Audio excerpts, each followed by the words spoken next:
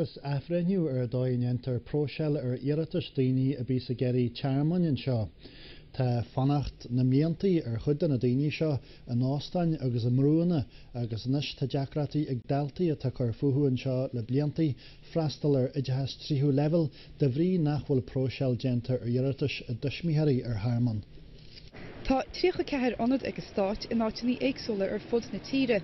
Na Dr. Lóistín go chuoine tá gear tearman, go dtí ganniontar próseáil an iiritas. Seod ceannachub i mthór na trá in Gaillimhe. Tá riont tealaíonn seo le ceir bina déag, tá na gasúd a gcoil ollscoil. Ach chutar stop tabal na nedachos, nuair a bhaineann siad an tríú level amach, mar ní saoránaithe go chuid is stáitiad, agus caithfidh siad tálaí idirnáisiúnta íoc. Ní siad a nachcuin seo a dhéanamh, ní féidir le iarthóirí tearman bhfuil a gobar sa tír seo. Ní euro go an siad sa teachtain an stáit.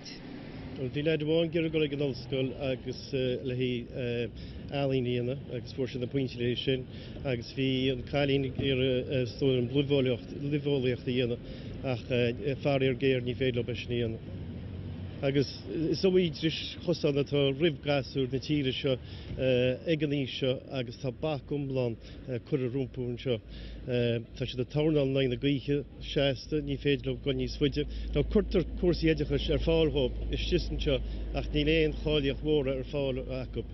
Dúirt an Tara Drí agus Kurt Francis Fitzgerald níos tuisce in bhí seo grasúlacha grúpa ebre a bhhanú a dhéanach ebrenú ar a gcóras Sholáthar Díreach. Dúirt si chumá grasúlacha go chu ar bhealach eile le próseáil níos scofanta a dhéanamh ar iiritas. Mar a tras ní chealla nuíocht TG4 in Gaillimhe. Tá fallarú tucha gnéire iompar gur